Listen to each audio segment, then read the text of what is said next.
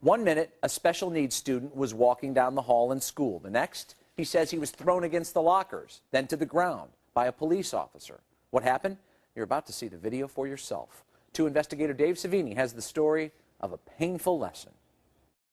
Security cameras are about to capture the beating of this 15-year-old special education student by a police officer. So he was shouting at you and he was swearing at you? Yeah.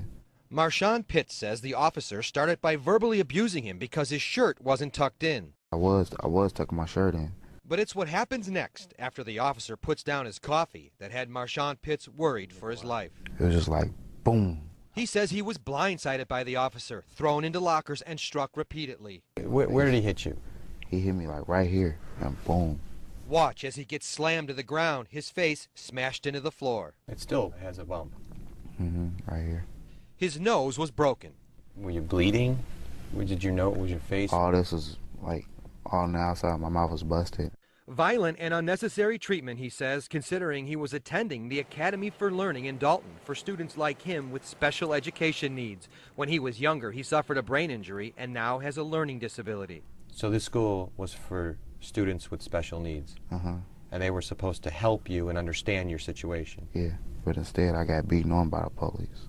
The officer was in his face because he didn't have his shirt tucked in. Ed Mansky is Marshawn's attorney. And that's the officer put in that school to protect these kids. And instead of doing that, this officer is literally assaulting this kid. That's a big officer, too. The officer in question was a Dalton police officer, and the hold he puts Marshawn in can be a dangerous one. He's on top of this Right. young man, okay? Right. That's called a face-down takedown. Yes. This type of Typically, a physical face-on restraint takedown has is killed when students, people says are Zena not Nadic used from to Equip for Equality, a legal advocacy happened group is- that fights for the rights of people with disabilities. It's called a face-down takedown. A face-down takedown. Takedown, and kids often, and adults, die because they can't breathe. This government accounting office report was released in May, just 1 day before the officer's use of the hold on Marshawn. The GAO study found face-down takedowns led to at least 20 deaths nationwide. Currently, 8 states prohibit the use of this hold. Illinois is not one of them. So we don't actually know how common these incidents are, and that's outrageous. I couldn't breathe. Were you begging him to stop? Yeah, I was like, let me up. He's getting a beating, and he's getting a beating on an issue that has nothing to do with danger. It has to do with dress code. No one from the Academy of Learning in Dalton would talk to us about the alleged abuse.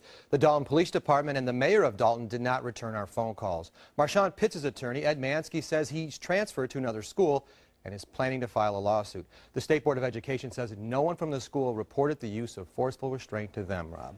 You know, a lot of times when we see video, you hear somebody say, well, you didn't see the whole video, you didn't see the whole story. Has anybody explained why somebody with his shirt untucked would face that kind of beating? No explanation at all, Rob. We're waiting to hear that. We did get the video, but no one's talking about it. All right, well, if somebody decides to talk, I'm sure you'll let us know.